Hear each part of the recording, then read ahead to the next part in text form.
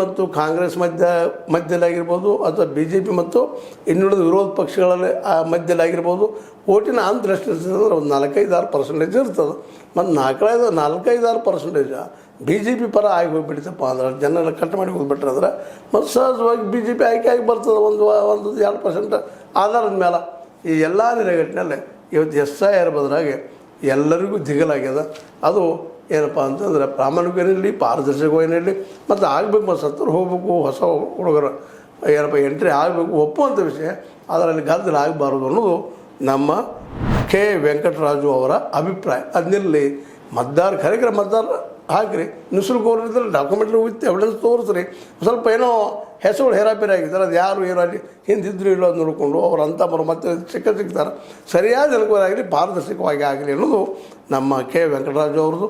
ಜೊತೆಗೆ ಕಾಂಗ್ರೆಸ್ಸಿಗರಂತೆ ಅದು ಬೇಡ್ತಾನೆ ಅಂದರೆ ಬೇಡಿಕೆ ಇಡ್ತಾ ಇದ್ದಾರೆ. ಸಾಕಷ್ಟು ಸಲ ನಮ್ಮ ರಾಹುಲ್ ಗಾಂಧಿಯವರು ಅದ್ರ ಮೇಲೆ ಕಾರ್ಯಕ್ರಮ ಮಾಡಿ ಎಲ್ಲೆಲ್ಲಿ ಏನು ಬೋಗಸ್ ಆಗ್ಯಾವ ತೋರಿಸಿದ್ದಾರೆ. ಆ ದಿಶೆಯಲ್ಲಿ ನಮ್ಮ ಜ್ಞಾನೇಶ್ ಕುಮಾರ್ ಅವರು SIR ಸರಿಯಾಗಿ ಉಪಯೋಗ ಮಾಡಿಕೊಂಡು ನಿಜವಾದ ಒಳನುಸುಳುಕೋರರನ್ನು ಮತ್ತು ಅದೇ ಕಾಲಕ್ಕೆ ಒಂದು ಇಷ್ಟು ಏನಪ್ಪ ಅಂದ್ರೆ ಮತದಾರರನ್ನು ಉಳಿಸ್ಕೊಳ್ಳುವಂಥ ಪ್ರಯತ್ನ ಆಗಲಿ, ನಿಜವಾದ ಮತದಾರರಿಗೆ ಅನ್ಯಾಯ ಆಗದೇ ಇರಲಿ ಅನ್ನೋದು ಇಲ್ಲಿಯ ಸ್ಪಷ್ಟ ಅಭಿಪ್ರಾಯ ನಮ್ಮ ಕೆ ವೆಂಕಟರಾಜು ಅವ್ರದ್ದು.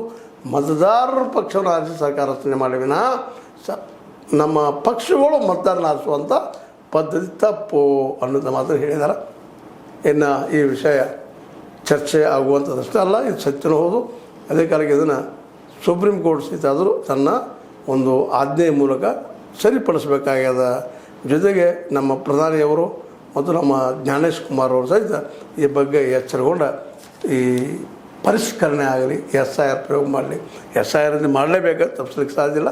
ಅದ್ರ ಪ್ರಾಮಾಣಿಕವಾಗಲಿ, ಪಾರದರ್ಶಕವಾಗಲಿ ಅನ್ನುವಂಥ ಮಾತನ್ನು ಎಲ್ಲ ಜನ ಮಾತಾಡ್ತಾ ಇದ್ದಾರೆ. ಅದಕ್ಕೇನು ಅನಿಸ್ತದ, ನಮ್ಮ ಕೆ ವೆಂಕಟರಾಜು ಅವರು ಹೇಳಿದ ವಿಷಯ ಅದಿಲ್ಲ ಅಂತ ಹೇಳ್ತಾ ಇದು ನಿಮ್ಗೆ ಲೈಕ್ ಆಗಿರ್ಬೋದು, ಲೈಕ್ ಮಾಡಿ, ಶೇರ್ ಮಾಡಿ, ಕಮೆಂಟ್ ಮಾಡಿ. ಜೊತೆಗೆ ಸಬ್ಸ್ಕ್ರೈಬ್ S16 ನ್ಯೂಸ್ ಅರ್ಥ ಚಿತ್ರ ಸತ್ಯದ ಕೈಗಳಿ ವಂದನೆಗಳು.